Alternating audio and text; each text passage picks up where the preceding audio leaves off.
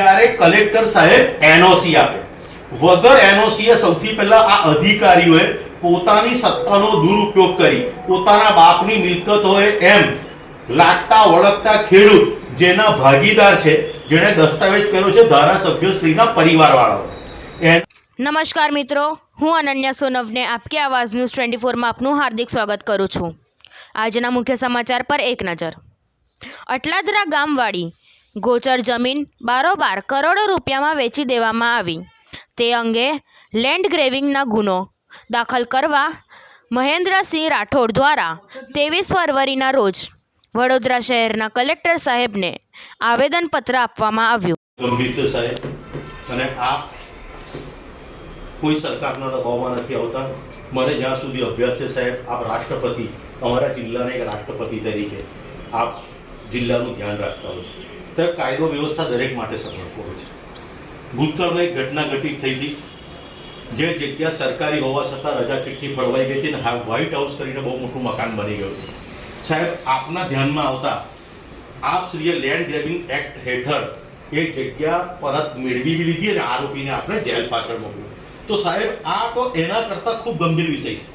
હજુ ગાંવ બસા નહીં है સાહેબ, એને उसके पहले लूटरे लूटने आई गए। आज મારી પાસે સાહેબ આ લેટર છે 24/9 વડોદરા શહેર સેવા સદનના ટીડીઓ પરિમલ પટણી દ્વારા આપ શ્રીને એક લેટર મોકલવામાં આવે છે। એ લેટરમાં સ્પષ્ટ જણાવવામાં આવે છે કે આ જગ્યા આપની સંમતિ મળેલી નથી, એટલે આ જગ્યા મૂળ માલિક એટલે કે કલેક્ટર સાહેબ શ્રીની જગ્યા છે, જેની અમે સંમતિ લીધેલ નથી એટલે મળેલ નથી, માટે આ જગ્યા પરત સરકાર શ્રીએ પોતાના તાબા હેઠળ લઈ લેવી। આ એ લેટર લખે છે 24/9 સાહેબ। પછી ગંભીર વિષય એવો થાય છે કે કલેક્ટર સાહેબ 13/10 રોજ મામલતદાર સાહેબ શ્રીને આદેશ કરે છે કે આપણી જગ્યા છે એનું પોઝેશન આપણો લઈ લો। હવે સાહેબ 24/9/25 13/10/25 હવે આજે એ વાતને 5મો મહિનો થાય 3/2 એટલે આ 3 તારીખે પરિમલ પટણી કોઈના દબાવથી કે પ્રેમથી લોભ લાલચથી એ આપણા સાહેબ શ્રી કલેક્ટર સાહેબને લેટર લખે છે કે આમાં એનઓસી આપવા ભલામણ કરવામાં આવે છે। સાહેબ વિચારો કે એ જગ્યા ઓલરેડી સરકારી હતી, આજે પણ એ ત્યાં સરકારી ગૌચર બોલવામાં આવે છે। એ જગ્યા કોર્પોરેશન ત્યારે જ ફાળવી શકે જ્યારે કલેક્ટર સાહેબ એનઓસી આપે।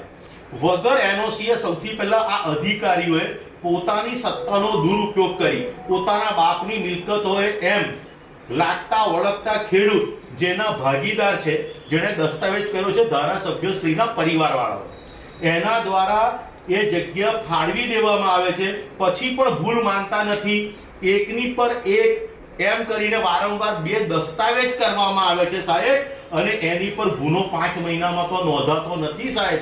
અને અમારા માનનીય આદરણીય આશીષ જોશી સાહેબ પર 5 દિવસમાં ગુનો નોંધી અને 5 દિવસમાં શંકર ભગવાનને મહાદેવને આ લેન્ડ ગ્રેબિંગની નોટિસ મોકલી આપો સાહેબ। આ કેટલા અંશે વ્યાજબી છે સાહેબ? માટે હું આપ શ્રીને સાહેબ 2 હાથ જોડીને વિનંતી કરવા આવ્યો છું સાહેબ, કાયદો સૌના માટે અલગ છે।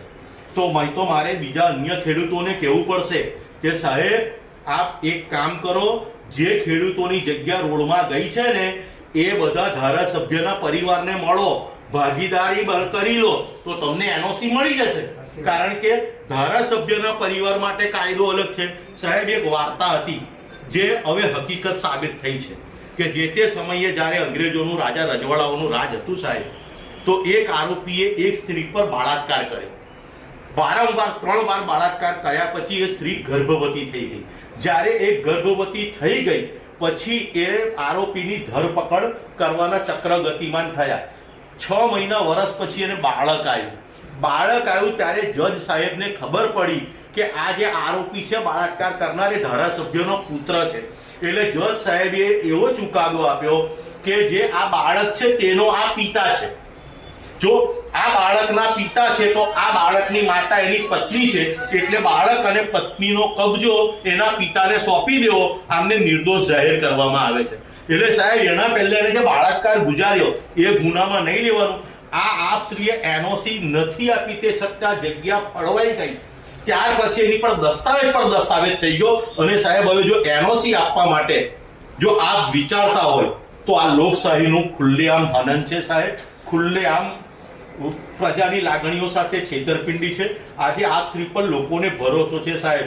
જ્યારે સરકાર ચૂંટાયેલી પાકો અમારું ના સાંભળે સાહેબ તો અમારા માટે એક જ સહારો હોય છે, કલેક્ટર સાહેબ. સાહેબ મહેરબાની કરીને આ રાજકીય વગ ધરાવનાર ધારાસભ્યના પરિવારે આ કોઈ દબાણ આપ્યું છે કે વિચારો કે જે ટીડીઓ તમને પહેલી વાર લેટર લખીને કહે છે કે આ સરકારી જગ્યા છે, આપ પરત લઈ લો અને એ જ ભલામણો મોકલે સાહેબ, એની પર આપ તપાસ બેસાડો.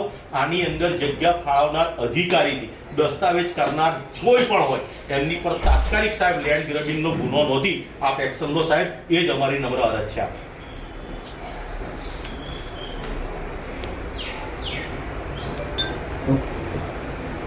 સાહેબ